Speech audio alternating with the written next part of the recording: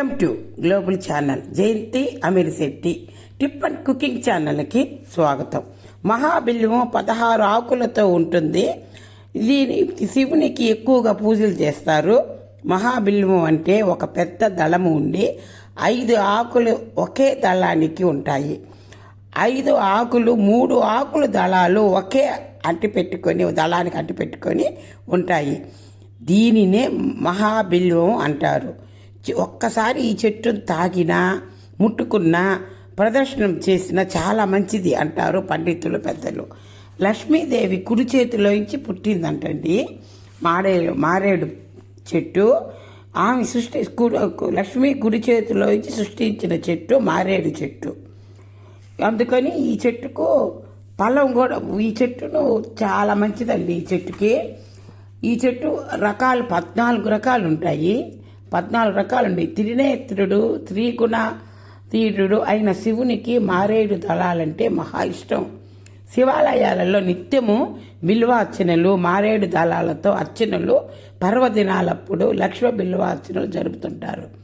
మారేడు నీవని ఏరేడితేన మారేడు దళములు నీ పూజకు అని తెలుగు కవులు మారేడు పదాన్ని శేషార్థకంగా చెప్పిన సందర్భము సాహిత్యంలో చాలా చోట్ల మనకి ఉన్నాయి. మారేడు చెట్టు మహాదేవుడు స్వరూపము. ఈ చెట్టును దేవతలంతా శృతిస్తున్నారు. లోకంలో ప్రసిద్ధి చెందిన పుణ్యతీర్థాలలో ఎన్నో ఉన్నాయి. అవన్నీ మారేడు చెట్టు పాదులలో ఉంటాయంట. ఈ చెట్టు మూలంలో లింగ రూపంలో ఉన్న మహాదేవుడైన శివుడిని పూజించటంలో పుణ్యప్రదము. ఈ చెట్టు మొదట్లో స్నానం చేస్తే ఆ సర్వతీర్థాలలో స్నానం చేసినంత పుణ్యఫలం లభిస్తుందట. దీనిని నీటితో తడిపినప్పుడు మహాదేవుడు చూస్తే ఎంతో ఆనందపడతాడట. మన చెట్టుకి నీళ్లు పోస్తల్లా అప్పుడు మహాదేవుడు కానీ చూస్తే ఎంతో ఆనందపడతాడంట. శివుని అనుగ్రహం పొందాలి అంటే మారేడు చెట్టుకి నిత్యము నీరు, గంధము, పుష్పాదులతో ఆ మూలాన్ని పూజించిన వారు శివలోకానికి పొందుతారట.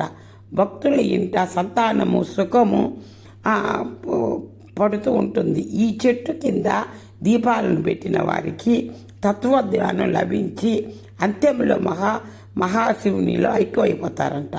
అదృష్టం కూడా లభిస్తుంది. ఈ చెట్టు కింద ఒక భక్తునికి భోజనం పెట్టినా 1,000,000 రెట్లు పుణ్యం ఫలము లభిస్తుందట. మారేడు చెట్టును, అప్పుడే చిగుళ్లతో ఉన్న చెట్టును తాకటం, ఆ చెట్టును పూజించటం లాంటివి పాప విముక్తికి దోహదకారులవుతుందంట. శివప్రసాదంలో పత్రము, పుష్పము, ఫలము అంటే ఎన్నో సాలగ్రామ స్పర్శ శివలింగార్చన చేస్తే మంచిదంట. లైక్ చేయండి.